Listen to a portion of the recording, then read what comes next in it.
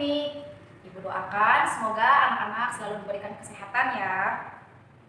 Hari ini kita pembelajarannya masih daring ya bersama Ibu Kiki. Rabu tanggal 16 September 2020. Sudah siap belajar belum? Kalau sudah siap, mari sebelum kita memulai kita berdoa terlebih dahulu dengan membaca basmalah bersama-sama. Bismillahirrahmanirrahim. Nah, kemarin kan kita sudah belajar tentang mencari informasi dengan rumus 5W1H. Nah, sekarang coba perhatikan bacaan yang ada di LKS halaman 84. Di sini ada judulnya pengelolaan sampah berwawasan lingkungan di Kabupaten Buleleng. Ibu beri waktu 5 menit untuk anak-anak membaca bacaan tersebut. Ketika sudah anak-anak membacanya, anak-anak isi bagian jawablah pertanyaan-pertanyaan berikut ini dengan tepat dari nomor 1 sampai nomor 5. Itu nanti dijadikan tugas ya. Kemudian selanjutnya anak-anak pernah tidak melihat sampah berserakan di jalan, kemudian di dekat selokan, di halaman rumah? Itu tuh nanti akibatnya akan lingkungan itu menjadi kotor, kemudian menjadi bau dan akan merusak pada organ pernafasan. Nah, kita sebagai manusia, sebagai masyarakat setempat di situ harus bertanggung jawab terhadap sampah. Bu, apa sih sampah itu? Sampah itu adalah sisa kegiatan manusia atau proses alam yang berupa zat padat atau semi padat atau berbentuk organik, non-organik yang sudah tidak lagi digunakan oleh manusia. Nah, ketika sampah itu banyak, misalkan di jalanan, kemudian di TPS, tempat pembuangan sampah yang besar, biasanya itu ada orang yang memungut sampah plastik, koran, kemudian botol-botol.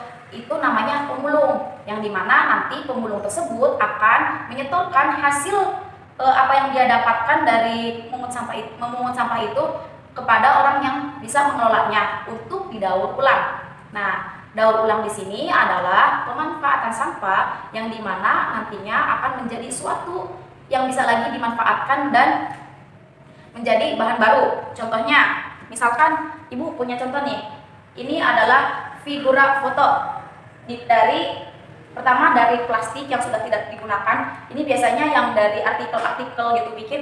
Ini contoh plastiknya dari makalah. Kemudian stik es krim, anak-anak misalnya sudah membeli es krim, itu jangan dibuang stik es krimnya, tapi dikumpulkan untuk didaur ulang kembali. Namun sebelum daur ulang tentunya dicuci terlebih dahulu agar bersih. Nah, ini dibentuk sedemikian rupa, kemudian ada kaca-kacanya juga. Ini kaca ini hanya mendukung saja. Ini berbahaya, jadi anak-anak tidak perlu. Kalau misalkan mau membuat, cukup dengan stik es krim saja. Yang kedua, ada ini hiasan dari sedotan. Anak-anak kan biasanya itu ya membeli es gitu yang ada sedotannya, itu sedotannya jangan dibuang. Alangkah lebih baiknya didaur ulang kembali dengan cara dibuat seperti ini. Nanti hiasan untuk di rumah digantung di jendela seperti itu. Nah, kita sebagai masyarakat harus bertanggung jawab terhadap sampah. Jadi anak-anak itu misalkan kita akan menghargai pemulung tersebut dengan cara kita harus memilah dan memilih sampah yang akan kita buang. Jadi jangan sembarangan dibuang karena ada pemulung, jadi kita sembarangan aja lah. Tidak boleh seperti itu. Kita juga harus menghargai pemulung tersebut. Jadi kita memilah dan memilih sampah yang akan dibuang oleh kita gitu. Tentunya ke tong sampah ya yang sudah disediakan. Biasanya di lingkungan sekitar kita tempat tinggal itu ada tong sampahnya. Coba perhatikan gambar yang ada di sini. Nih.